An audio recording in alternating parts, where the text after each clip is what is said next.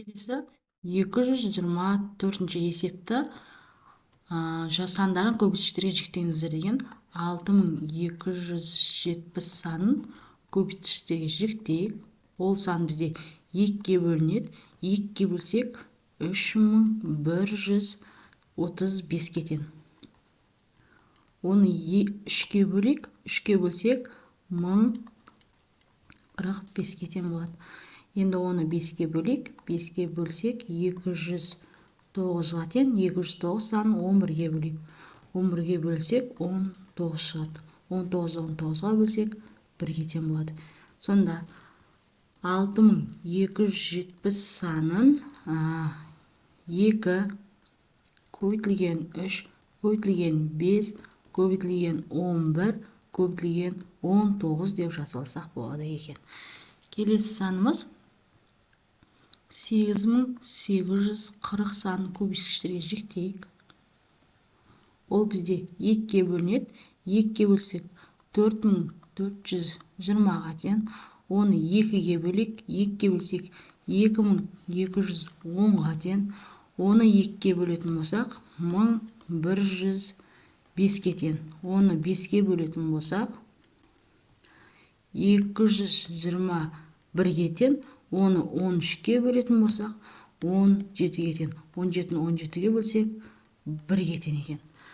Сонда 8840 санын біз 2-нің 3-ші дәрежесі көбейтілген 5 көбейтілген 13 көбейтілген 17 деп жазып алсақ болады. Келесі 10450 санын көбейткіштерге жіктеп жазайық.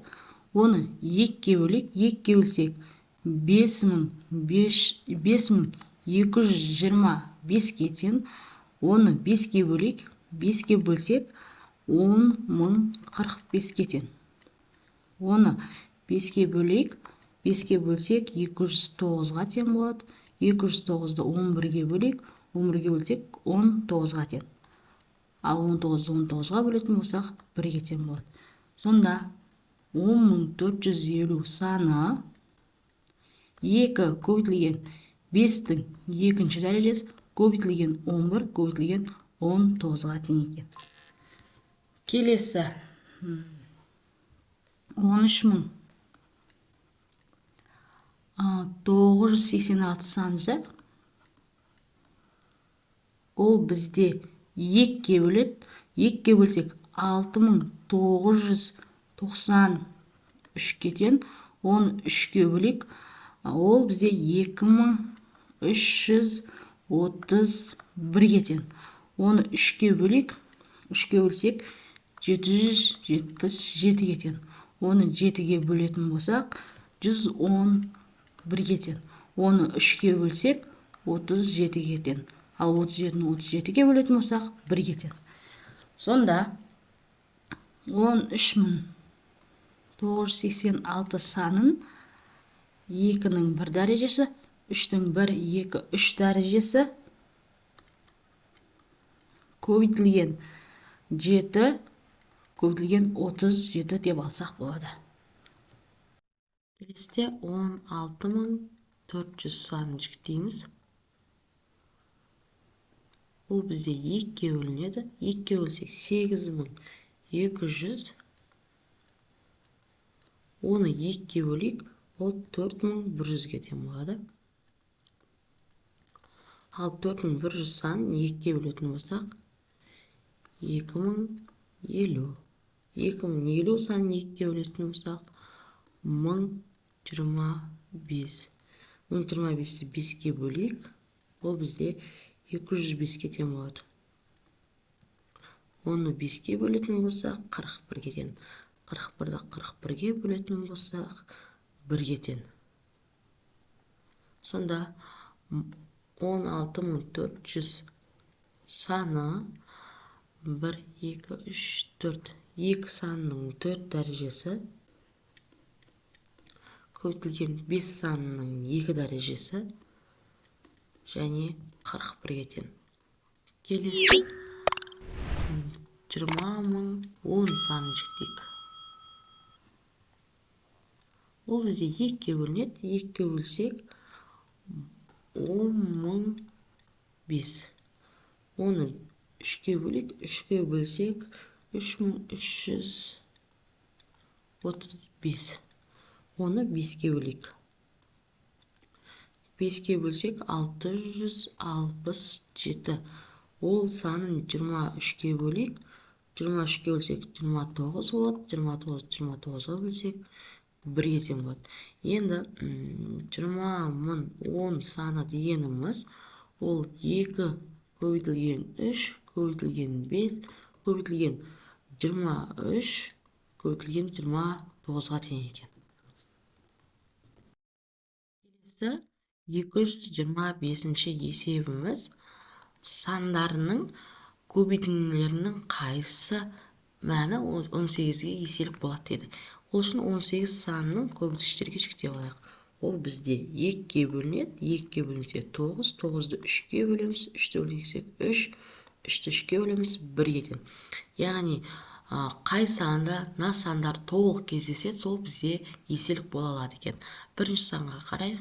2 бар, 3-тен 2 болу керек. Ол бізде бола алмайды екен. Екіншісінде 2 бар, 3-тен 2 бар, бола алады. Келесі 2 бар, 3-тен 2 бар, бола алады. 2 бар, 3-тен 2 бар. Значит, 4-де бола алады. Тек қана бірінші жағдай ғана бола алмайды екен. Келесі 226-ші есебіміз сандарында онда А және В сандарының ортақ көбейткіштерін жазыңыздар деді. Бірінші есепте А және В санына ортақ көбейткіш ол бізде екеуінде де бар санның ең кіші дәрежесі болады. Екеуінде де 2-ның 2 бар, бірі екінші дәрежесі, бірі үшінші дәрежесі. Соның екінші дәрежесін аламыз. Яғни ең кішісін алады екенбіз. Келесі екеуінде де бар 3 сан, екеуінде алайық.